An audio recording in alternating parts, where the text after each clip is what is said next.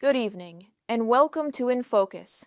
Today we focus on a powerful message from Europe and our allies, unwavering commitment to Ukraine's defense and future.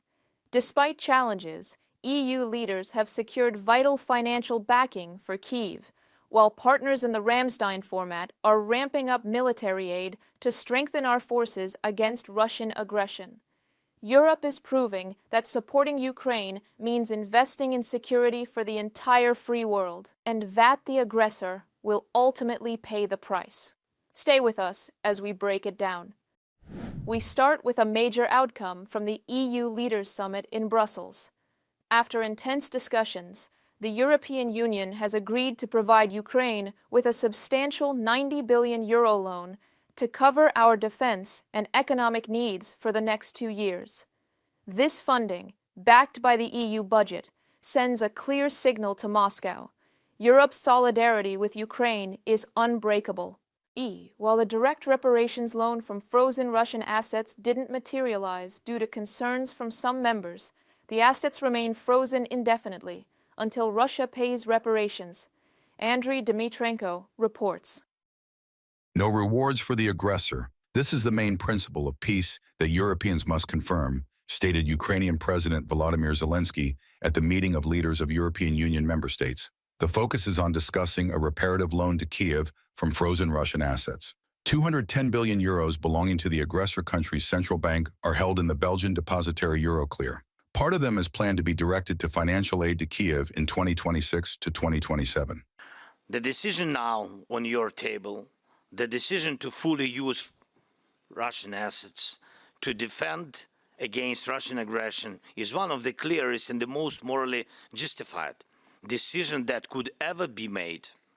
This decision reflects everything we have been saying, thinking, and most importantly, feeling about this war for years. Not just us, but hundreds of millions of Europeans, and no one will ever be able to explain to them or to the people living in Ukrainian towns and our Ukrainian villages destroyed by Russian bombs and assaults, why it would somehow be wrong to use Russian money to rebuild those homes. According to the International Monetary Fund calculations, Ukraine needs €135 billion in the next 2 years to counter Russian aggression, 90 of which the European Union is ready to provide. European Commission President Ursula von der Leyen called the debates in the European Parliament regarding the fate of frozen assets decisive for Ukraine and Europe. The majority of European countries have spoken in favor of providing a reparative loan. You know my position. I would like us to use the frozen Russian assets for this purpose. I see no better option than this. I believe we can reach a conclusion. I understand the concerns of some member states, especially the Belgian government, but I hope we can resolve them together and also take a joint path to demonstrate to Russia the strength and determination of the European Union. Putin's reaction in recent hours shows how necessary this is. We have to find a solution today. The President of the Council said, and I support him in that, we will not leave the European Council without a solution for the funding for Ukraine for the next 2 years. And the two options, one of them then has to be agreed in the European Council. Among the skeptics are Belgium, Italy, Bulgaria, Malta, Czechia, Hungary, and Slovakia. The main role here is played by Brussels, since it holds the bulk of the blocked funds. There they fear lawsuits from Russia. Such a position cannot be defended in court. However, the EU has embarked on this very dangerous path, and from this moment, the question is really open. If once they could bypass unanimous voting, they can do it another time. Moscow is adding fuel to the fire. Russian intelligence is intimidating Belgian officials, The Guardian writes. At the official level, the aggressor country will not tolerate the confiscation of assets. The participation of any states or international organizations in such inventions of the Strasbourg bureaucracy, including accession to the mentioned convention, we will regard as an extremely hostile démarche toward Russia. The EU understands the seriousness of the decision regarding assets, stated Polish Prime Minister Donald Tusk. European Union states are working to provide guarantees to Brussels.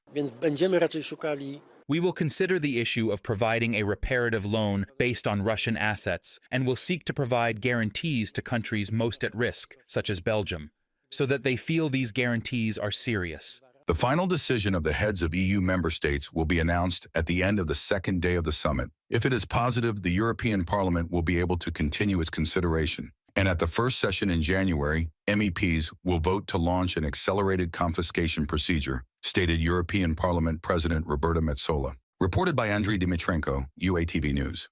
Countries like Germany, the UK, and others are delivering record aid to ensure our troops have what they need to hold the line and push forward. Now, let's look at how Ukraine's defense is being strengthened through these international partnerships in the Victoria Chistyukina's report. The Ukrainian self-propelled howitzer Bohdana is a unique development because it is the first domestic-wheeled self-propelled artillery system created for the NATO standard 155mm caliber and capable of using Western ammunition. It has an armored cabin, an automated fire control system, and is in serial production, integrating into Ukraine's newest artillery system. Ukraine and Germany, following the Ramstein meeting on the 16th of December, concluded agreements worth more than €1 billion. Among them, Germany's purchase of Ukrainian UAVs and Berlin's payment for the production of 200 self-propelled artillery systems, Bohdana.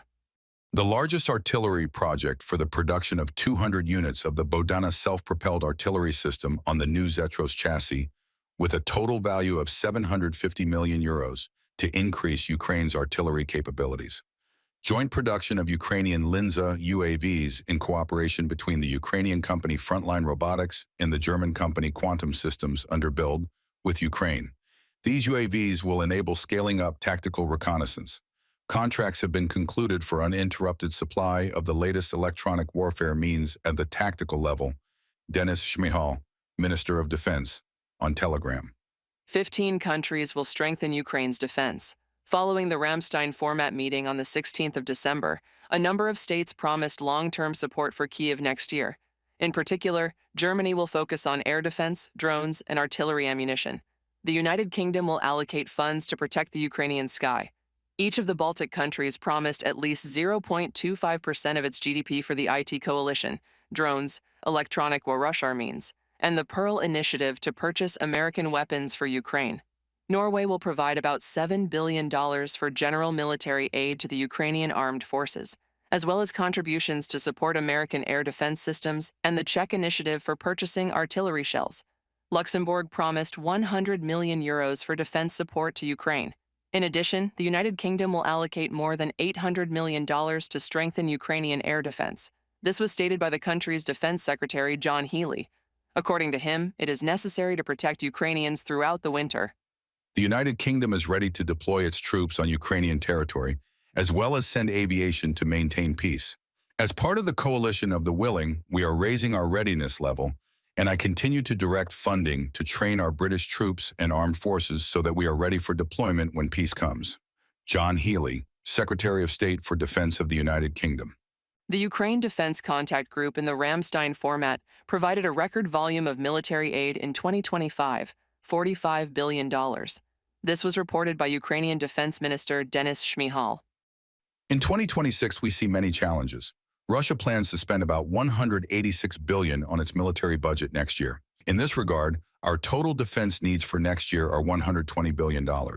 Ukraine can cover half of this amount from its own resources, but the remaining $60 billion must come from our partners.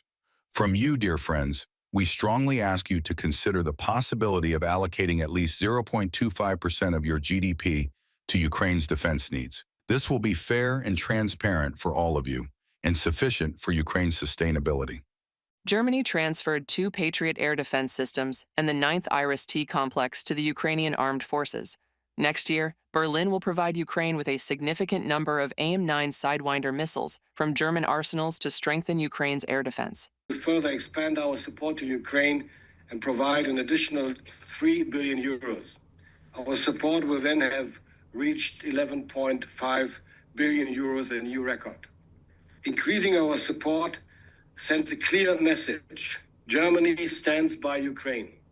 Since our last UDCG meeting, we have substantially strengthened Ukraine's air defense by the delivery of the 2 Patriot systems pledged in August, which we partly owe to our Norwegian partners and also by the delivery of the 9th IRIS-T fire unit. Germany has presented a plan to strengthen Ukraine's defense.